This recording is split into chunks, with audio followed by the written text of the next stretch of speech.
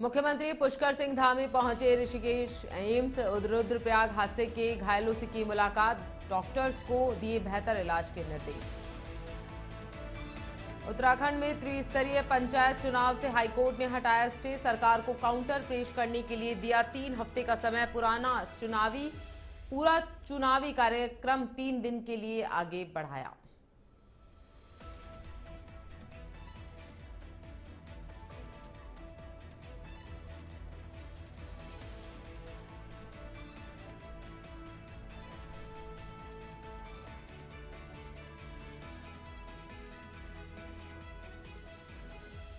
कांवड़ मेले को लेकर इंटर स्टेट बैठक में 5 राज्यों के अधिकारी रहे मौजूद। मेला नियंत्रण रूप में हुई है बैठक।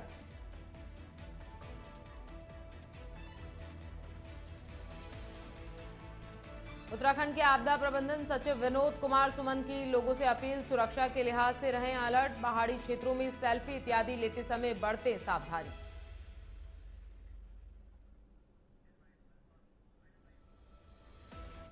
वंदे भारतम, स्वागत है आपका नेशन 27 में और मैं हूं आपके साथ प्रियंका शर्मा। बढ़ते हैं खबरों की ओर। रुद्रप्रयाग सड़क हादसे में 4 घायलों को एयरलिफ्ट करवाकर ऋषिकेश एम्स लाया गया है, जहां चारों घायलों को एम्स के ट्रोमा सेंटर में भर्ती करवाया गया है। प्राथमिकता के तौर पर घायलों को यहां लगातार इलाज दिया जा रहा है। एम्स के पीआरओ संदीप कुमार ने इस बात की जानकारी यहां पर साझा की है। एम्स प्रशासन ने यहां दावा किया है कि घायलों के इलाज में नहीं होगी कोई भी कमी, किसी भी प्रकार की कमी का यहां पर दावा किया गया है। सीएम धामी भी पहुंचे हैं ऋषिकेश एम्स। ऋषिकेश एम्स में घायलों से यहां मुलाकात की है। घायलों की जानी है यहां पर कुशल क्षेम, लगातार यहां पर कुशल क्षेम जानी जा रही है। बेहतर इलाज के लिए चिकित्सकों को यहां उचित निर्देश भी दिए जा रहे हैं। तो एम्स के पीआरओ संदीप ने यहां पर फोन पर बातचीत यहां पर हुई है। सीएम पुष्कर सिंह धामी भी पहुंचे हैं ऋषिकेश एम्स में और लगातार यहां घायलों का कुशल क्षेम पूछ रहे हैं। ऋषिकेश एम्स में घायलों से लगातार यहां पर मुलाकात की जा रही है। तो सीएम ने घायलों की यहां पर हालचाल यहां पर जाने, कुशल क्षेम यहां पर जानी है। बेहतर इलाज के लिए चिकित्सकों को उचित दिशा निर्देश भी यहां पर प्रोवाइड करवा दिए गए। तो सीएम पुष्कर सिंह धामी पहुंचे हैं रुद्रप्रयाग, लगातार यहां पर घायलों से उनका हालचाल जानने के लिए पहुंचे। तो एम्स के पीआरओ संदीप कुमार ने इस तमाम जानकारी को यहां पर साझा किया है।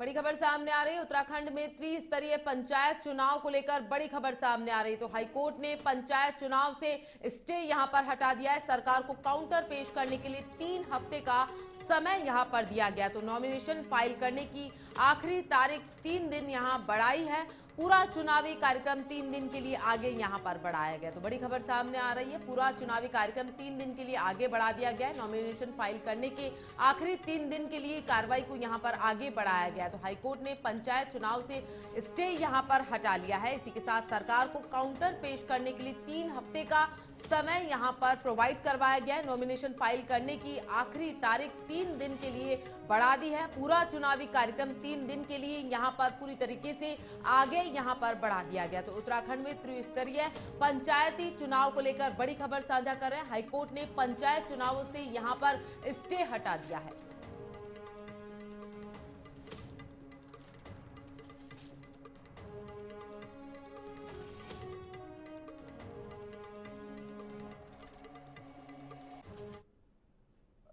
महोदय ने अभी आप लोगों को ब्रीफ किया है कि ऑनरेबल चीफ जस्टिस सर की कोर्ट में जो डिसीजन हुआ है, स्टे वैकेट हुआ है और एक हमें नया शेड्यूल जारी करना है, जिसको कि इलेक्शन कमीशन के परामर्श से राज्य सरकार के द्वारा नया शेड्यूल जारी किया जाएगा। और इलेक्शन जैसा कि हमने पहले भी कमिट किया था, सरकार का कमिटमेंट था कि जुलाई महीने में हम कंप्लीट कर लेंगे। तो हमारे इलेक्शन प्रोसेस जुलाई महीने में हम कंप्लीट करने के लिए कमिटेड है। नैनीताल जिले के रामनगर में श्री नागा बाबा मंदिर से भगवान जगन्नाथ जी की 26वीं विशाल और भव्य शोभा यात्रा बैंड बाजे और जोश एवं उल्लास के साथ नगर में निकाली गई है। शोभा यात्रा में शामिल भक्तों ने भजन कीर्तन करके नगर का वातावरण भक्तिमय बना दिया है। आयोजक डॉक्टर अरविंद ने बताया कि सुबह नागा बाबा मंदिर में आरती के बाद शोभा यात्रा का शुभारंभ हुआ, जो नगर से भ्रमण करने के बाद पुनः मंदिर परिसर पहुंची। यहां आरती के बाद प्रसाद वितरण के बाद इसका समापन किया गया।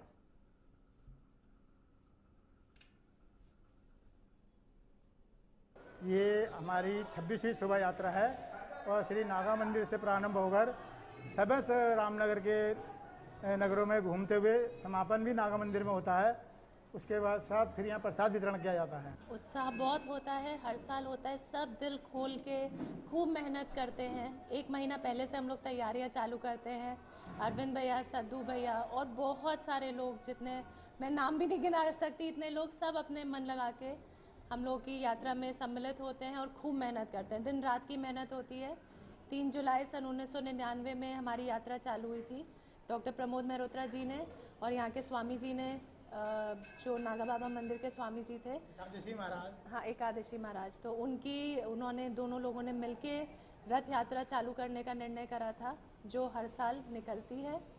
और हम लोग मानसून सीजन में देहरादून सहित पर्वतीय क्षेत्रों में लैंडस्लाइड की घटनाएं और मैदानी क्षेत्रों में बाढ़ की घटनाएं अक्सर देखने को मिलती है। उत्तराखंड के आपदा प्रबंधन सचिव विनोद कुमार सुमन ने सभी लोगों से अपील की है कि वह अपनी सुरक्षा के लिहाज से अलर्ट रहें और पहाड़ी क्षेत्रों में सेल्फी इत्यादि लेते समय सावधानी बरतें। उन्होंने आगे कहा कि मानसून सीजन में आपदा स्वाभाविक है, आपदा को रोका नहीं जा सकता, लेकिन आपदा के प्रभाव को कम किया जा सकता है। उन्होंने आगे बताया कि मानसून सीजन को लेकर आपदा प्रबंधन विभाग अन्य सभी विभागों के साथ समन्वय बनाकर काम कर रहा है और खास तौर पर मौसम विभाग की ओर से अलर्ट जारी होने के बाद उसको सभी विभाग भी गंभीरता से ले रहे हैं।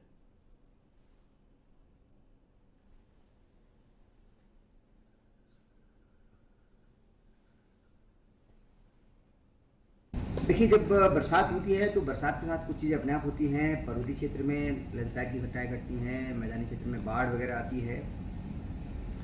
आपदा को रोकना हमारे लिए संभव नहीं है, अभी टेक्निक ऐसी बनी नहीं है, लेकिन आपदा के प्रभाव को काफ़ी हद तक कम किया जा सकता है। मैं लोगों से अनुरोध करना चाहूँगा, जो लोग उत्तराखंड यात्रा पर आ रहे हैं, जब भी बरसात हो रही हो उसमें ट्रेवल न करें, बरसात के रुकने का इंतजार करें। जब बरसात रुक जाती है तब ट्रेवल करें, ताकि उनकी यात्रा सुखद रहे, संकट किसी प्रकार से न होने पाए उनको। पैदल यात्रा के समय भी लोग जब बरसात होती है उसमें रुक जाएं, बरसात रुकने का इंतजार करें, क्योंकि जब बरसात होती है, बरसात साथ पत्थर गिरते हैं, मलबा आते हैं, कई लोगों के घायल होने की संभावना बनी रहती है, कई लोग घायल भी होते हैं। एक ये निवेदन करना चाहूँगा। दूसरा, खतरनाक स्थान पे जाने से बचें।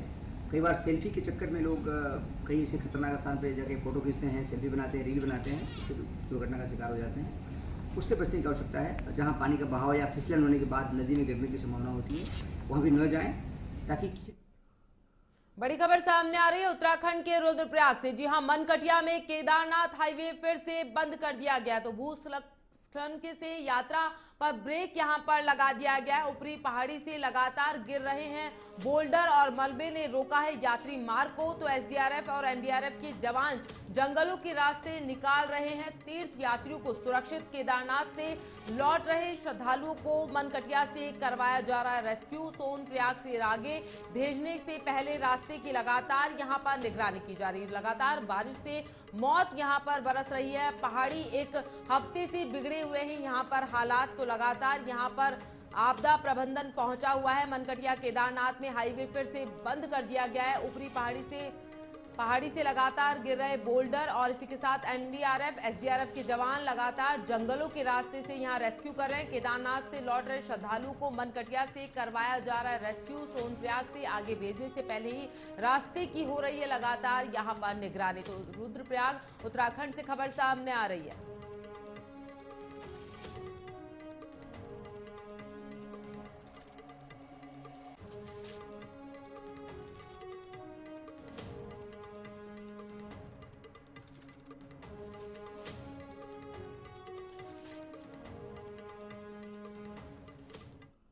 हरिद्वार में शुरू होने जा रही आगामी कावड़ मेले को लेकर आज हरिद्वार स्थित मेला नियंत्रण रूप में 5 राज्यों के अधिकारियों के साथ उत्तराखंड के मुख्य सचिव और डीजीपी की अध्यक्षता में एक महत्वपूर्ण बैठक की गई है, जिसमें कई महत्वपूर्ण बिंदुओं पर अहम चर्चा की गई। साथ ही कांवड़ियों से अधिकारियों ने अपील करते हुए हॉकी, डंडे, भाले, त्रिशूल जैसी वस्तुएं साथ में ना लाने की भी अपील की है। बता दें कि आगामी 11 जुलाई से शुरू हो रही सबसे बड़ी धार्मिक कावड़ यात्रा को लेकर राज्य सरकार पूरी तरीके से अलर्ट नजर आ रही है। कावड़ मेले को देखते हुए आज हरिद्वार स्थित मेला नियंत्रण भवन में राजस्थान, दिल्ली, उत्तर प्रदेश, हरियाणा, पंजाब सहित उत्तराखंड के सीनियर अधिकारी मौजूद रहे। उत्तराखंड के मुख्य सचिव आनंद वर्धन ने कहा, कावड़ यात्रा उत्तर भारत की बहुत ही महत्वपूर्ण कावड़ यात्रा होती है। उत्तराखंड के साथ ही पड़ोसी राज्यों से बड़ी संख्या में कावड़िए हरिद्वार आते हैं, इसलिए 5 राज्यों के प्रशासन और पुलिस के प्रशासन के अधिकारियों के साथ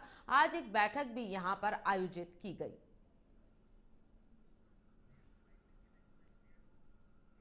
नहीं, उसके बारे में भी बहुत विस्तृत से विचार विमर्श हुआ और सभी एजेंसीज अपने आपस में समन्वय के साथ उस पर कार्य कर रही हैं। बॉर्डर्स पर सर किस तरह की व्यवस्था रहने वाली है?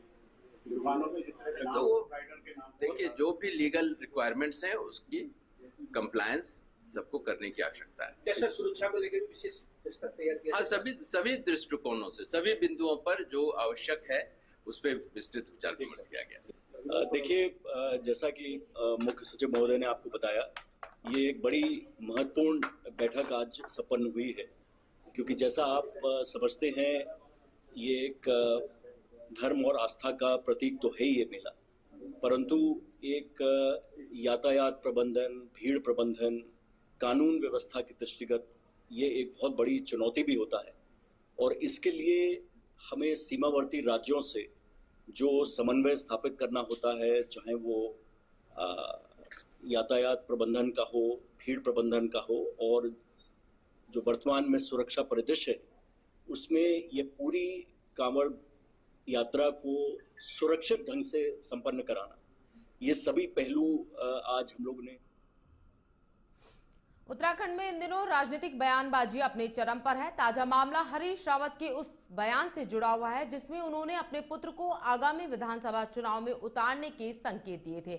ऐसे में अब भाजपा कांग्रेस पर आरोप लगाती हुई नजर आ रही है। कांग्रेस हमेशा परिवारवाद की राजनीति करती है। केंद्र की राजनीति में गांधी परिवार का कब्जा है, तो उत्तराखंड के वरिष्ठ नेता हरीश रावत ने पहले अपनी बेटी को विधायक का चुनाव लड़वाया, फिर बड़े बेटे को संसद का चुनाव लड़वाया और अब छोटे बेटे को आगामी चुनाव में उतारने की बात यहां पर कह रहे हैं। एक तरह से हरीश रावत ने प्रदेश में कांग्रेस को प्राइवेट लिमिटेड कंपनी की पार्टी की तरह ही बना दिया है और अपने नजदीकियों और परिवारजनों को स्थापित करने में लगातार यहां पर जुगत में जुटे हुए हैं।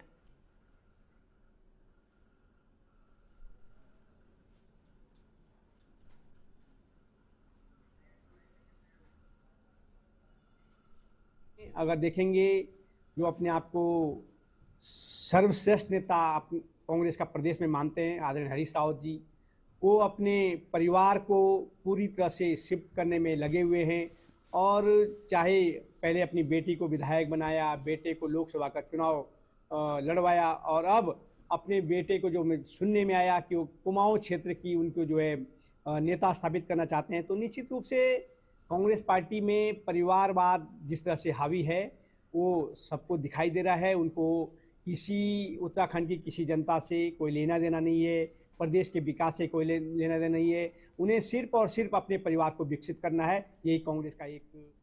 बुलेटिन में वक्त हो चला एक छोटे से ब्रेक का, मिलते हैं ब्रेक के बाद।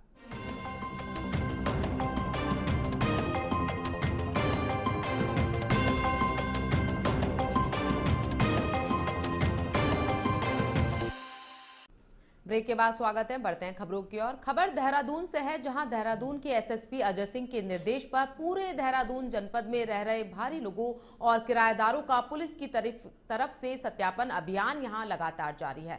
इस बात पर एसएसपी अजय सिंह ने कहा कि पूर्व में भी सत्यापन अभियान यहां पर चलाया गया था, जिसमें एक बांग्लादेशी गैंग को पकड़ा गया था और अब उन्हें जेल भेजने की कार्रवाई यहां पर की जा रही। साथ ही उन्होंने कहा कि बीते 5 महीनों से अभी तक 1 लाख से ज्यादा लोगों का सत्यापन यहां पर किया जा चुका है और जिन क्षेत्रों का डेमोग्राफिक बदला गया है वहां पर निरंतर सत्यापन किया जाएगा।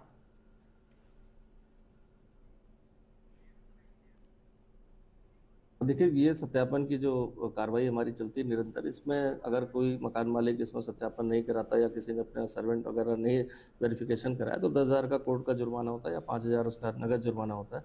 इसमें लगातार अभी देखा गया कि अभी जो बीच में सत्यापन अभियान चला, इसमें 5 बांग्लादेशी भी हमारे आइडेंटिफाइड हुए जिनको डिपोर्ट कर दिया गया। पूर्व में भी पिछले महीने भी ऐसे बांग्लादेशी गैंग को पकड़ा गया जो यहाँ रह रहे थे यहाँ पर, वो वर्तमान में जेल में, उनको भी डिपोर्ट। उत्तराखंड में त्रिस्तरीय पंचायत चुनाव को लेकर नैनीताल हाईकोर्ट ने हरी झंडी दे दी है। हाईकोर्ट ने इस निर्णय के बाद अब उत्तराखंड बीजेपी ने विपक्ष पर जोरदार हमला बोला है। उत्तराखंड बीजेपी के प्रदेश अध्यक्ष महेंद्र भट्ट ने हाईकोर्ट के इस निर्णय के बाद कहा कि विपक्ष को इससे सबक लेना चाहिए। वहीं कांग्रेस के प्रदेश उपाध्यक्ष सूर्यकांत धस्माना ने हाईकोर्ट के इस फैसले का स्वागत किया है। उन्होंने कहा कि कांग्रेस शुरू से ही चुनाव की मांग करती रही है। यह सब अफरा तफरी का माहौल राज्य सरकार की वजह से बना हुआ है। उन्होंने आगे कहा कि जब पंचायतों का कार्यकाल समाप्त हुआ था तभी से कांग्रेस चुनाव की मांग यहां पर करती रही है।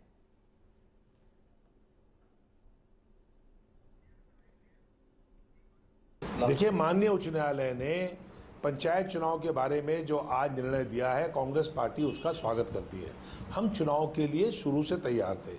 जब कार्यकाल समाप्त हुआ था पंचायतों का, उस समय भी कांग्रेस ने मांग करी थी कि तत्काल चुनाव का कार्यक्रम घोषित किया जाए। सरकार ने नहीं किया। जिन लोगों को भंग किया था उन्हीं को प्रशासक नियुक्त कर दिया। उनका कार्यकाल समाप्त हो गया तो उसके बाद आपने अधिकारियों को प्रशासक नियुक्त कर दिया। उनका भी कार्यकाल समाप्त हो गया तो आपने अध्यादेश भेज दिया राज्यपाल के पास। राज्यपाल ने अध्यादेश वापस कर दिया। हाईकोर्ट ने आपको लताड़ लगाई। आपने चुनाव का कार्यक्रम ऐसा घोषित किया कि उसको लोगों ने कोर्ट में चुनौती दे दी, वो स्टे हो गया। हम न्यायालय के निर्णय का स्वागत करते हैं।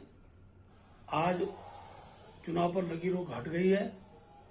अनेकों लोग न्यायालय की शरण में गए थे, आरक्षण के विषय को लेकर गए, परिसीमन के विषय को लेकर गए, लेकिन सरकार ने जो निर्णय किया था उस निर्णय पर कोर्ट ने मोहर लगाई है। और मैं कह सकता हूं कि इस निर्णय ने अपोजिशन को भी इस बात का एहसास कराया होगा कि सरकार का जो निर्णय करती है वो विधान के अनुसार। खबर देहरादून से है, जहां हरिद्वार से भाजपा की पूर्व जिला अध्यक्ष अनामिका शर्मा का जेल में फोन पर बात करने का ऑडियो क्लिप वायरल होने पर महिला कांग्रेस की प्रदेश अध्यक्ष ज्योति रौतेला ने कहा कि अनामिका शर्मा को जेल में सुविधाएं दी जा रही है, तो क्या सरकार केवल अपने नेताओं को बचाने को लेकर ही सुविधाएं देती है? वहीं इस पर भाजपा की प्रदेश प्रवक्ता हनी पाठक ने पलटवार करते हुए कहा कि कांग्रेस का आरोप निराधार है, क्योंकि अनामिका शर्मा को किसी भी तरीके से नहीं बचाया जा रहा है। साथ ही उन्होंने आगे कहा कि जेल के अंदर जेल प्रशासन की ओर से हफ्ते या महीने में परिवार वालों से बात यहां पर करवाई जाती है।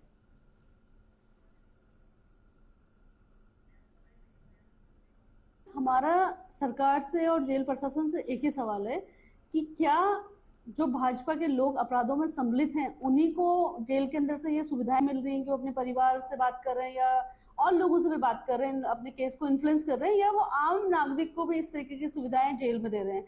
हमारा सरकार से और भाजपा के शासन से यही सवाल है कि आप महिला सुरक्षा की बात करते हो। आपकी पूर्व जिलाध्यक्ष ने अपनी 13 साल की बेटी के साथ अपने कुछ मित्रों द्वारा बलात्कार करवाया, उसको श्राप लाई, और ये एक ऐसी घटना थी जिसने पूरे समाज को कलंकित करने का काम करा। देखिए, ज्योति रौतेला जी अगर थोड़ा पढ़ लिख लेती, थोड़ी जानकारी उनके पास होती तो उनको नियम और कानून के बारे में अधिक जानकारी रहती, लेकिन बिना पढ़े लिखे, बिना नियमों की जानकारी के वो इस तरह से मीडिया में आकर इस तरीके की जो बातें कर रही है वो बिल्कुल बेबुनियाद बात है।